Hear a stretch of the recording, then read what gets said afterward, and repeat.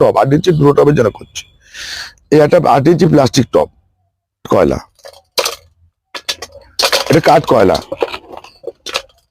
এই এক বাটি, মানে এই টবটার মতো আমি প্রায় এই এতটা পরিমাণ কি নিলাম, ডিমের খোলা। এবার কি হবে, এই 5 ইঞ্চি টবে একটা নিলাম কি,